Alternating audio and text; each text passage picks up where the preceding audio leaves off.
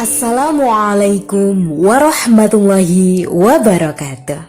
Selamat pagi anak-anakku, salam sehat selalu. Bagaimana kabarnya hari ini? Alhamdulillah luar biasa, tetap semangat, Allahu Akbar. Amin, amin. Hari ini kita akan belajar kembali tentang gagasan pokok dan gagasan penjelas. Tema 1, subtema 2, kebersamaan dalam keberagaman. Kemarin kita sudah membahas tentang apa itu gagasan pokok dan apa itu gagasan penjelas. Hari ini kita akan belajar tentang bagaimana cara menentukan gagasan pokok. Oke, disimak baik-baik ya anak-anakku semuanya. Sudah siap menerima pembelajaran hari ini? Siap, Ustazah. Oke, alhamdulillah harus siap. Cara menentukan gagasan pokok yang pertama, baca dan cermati setiap kalimat di dalam paragraf. Jadi harus cermat. Yang kedua, identifikasi ide atau kata benda atau subjek yang mendominasi paragraf tersebut. Kira-kira paragraf tersebut membahas tentang apa sih? Gitu. Jadi harus menentukan, oke? Yang ketiga, tentukan satu kalimat mana yang paling cocok menjadi kalimat utama. Yang keempat, temukan gagasan pokok dalam kalimat utama tersebut. Oke, sudah paham ya anak-anakku? Oke, very good. Selanjutnya, tadi kita sudah bahas tentang gagasan pokok. Sekarang kita akan bahas tentang gagasan pendukung atau disebut juga dengan gagasan penjelas. Ciri-cirinya bagaimana sih gagasan pendukung atau gagasan penjelas? Oke, yang pertama, berada di dalam kalimat-kalimat yang menjelaskan gagasan pokok. Yang kedua, kalimatnya bisa berupa contoh data, kronologi kejadian, atau uraian lainnya. Yang ketiga, karena sifatnya yang rinci dan khusus, jika gagasan pendukung berdiri sendiri dalam suatu kalimat, maka kalimatnya tidak bisa mencerminkan keseluruhan isi paragraf. Nah, ini dia perbedaannya antara gagasan pokok dan gagasan penjelas. Oke, sudah tahu ya perbedaannya? Oke, selanjutnya kita langsung praktek saja, langsung action. Oke? Tentukan gagasan pokok dan gagasan penjelas. Nah, di slide selanjutnya nanti ada 3 paragraf. Dicermati baik-baik ya. Oke? Are you ready? Ready. Aku juga ready, Ustazah. Alhamdulillah. Oke. Nah, kapal pesiar Agustin Pinisi yang di-launching di Putri Duyung Ancol, Jakarta Utara pada tanggal 23 Maret 2021 lalu diharapkan menjadi daya tarik baru bagi pariwisata Kepulauan Seribu. Kalimat pertama. Kalimat kedua, kapal yang selesai dibangun pada tahun 2020 di Bulukumba, Sulawesi Selatan ini memiliki ukuran panjang 30 meter dengan menjadikan kayu jati dan kayu ulin sebagai bahan utamanya. Paragraf kedua, kapal yang mengusung konsep live on board ini memiliki sederet paket wisata pelayaran selama 4 jam dari Teluk Jakarta.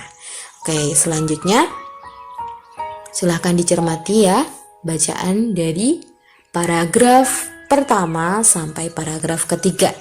Tentukan kalimat utamanya atau gagasan pokoknya yang mana.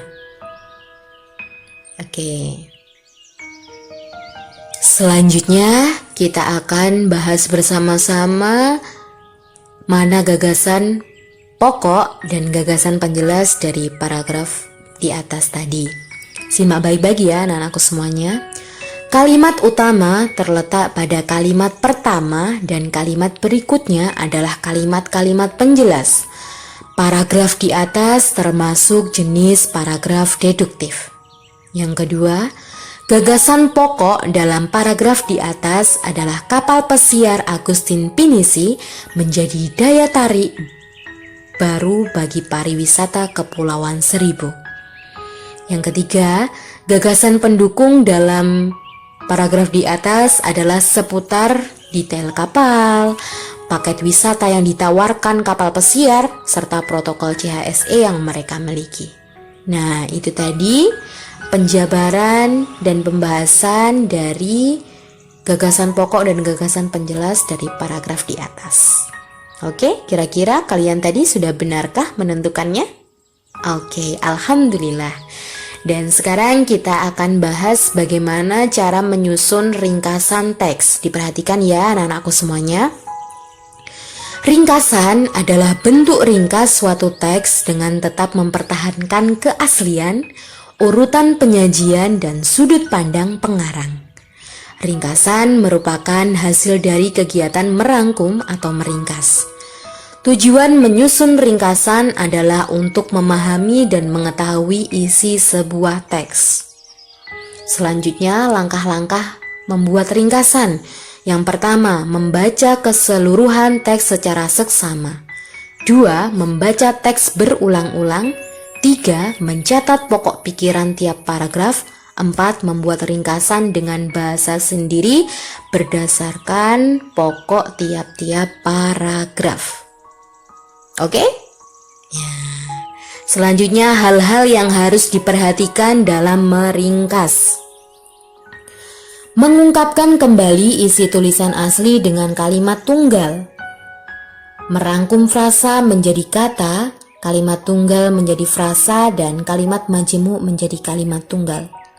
Dapat menghilangkan ilustrasi, contoh, dan deskripsi jika memungkinkan.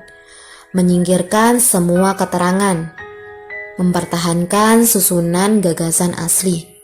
Dan menggunakan bentuk bahasa tidak langsung.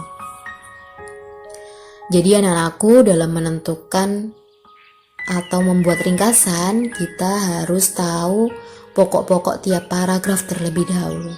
Jadi harus cermat membacanya.